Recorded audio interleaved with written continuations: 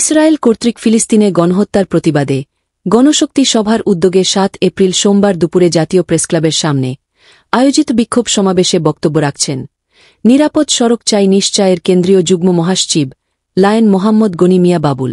সমাবেশের প্রধান অতিথি নিশ্চয়ের প্রতিষ্ঠাতা ও কেন্দ্রীয় চেয়ারম্যান চিত্রনায়ক ইলিয়াস কাঞ্চন, প্রধান বক্তা সাবেক মন্ত্রী গোলাম সারোয়ার মিলন, অন্যান্য অতিথিরা এ সময় উপস্থিত ছিলেন।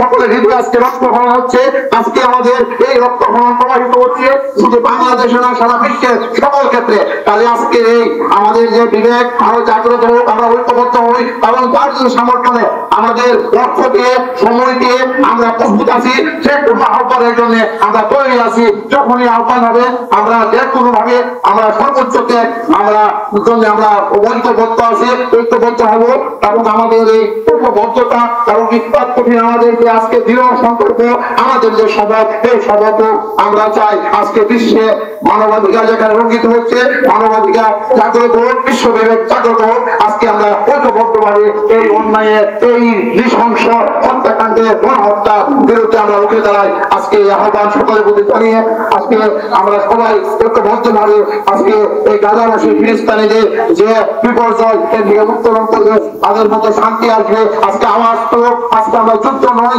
আমরা শান্তি চাই। আজকে আমরা বিভেদ নয়, ঐক্য চাই। আজকে আমরা সকল ক্ষেত্রে মানবাধিকার সুনিশ্চিত এই আহ্বান জানিয়ে সকলের জন্য শুভকামনা করে আমাদের সকলের জীবন শান্তিময় হোক, বরকতময় হোক, কল্যাণময় হোক, সমৃদ্ধ হোক। আজকে আমরা সকলে ভাই ভাই, আজকে আমরা শান্তি চাই। ধন্যবাদ সকলকে।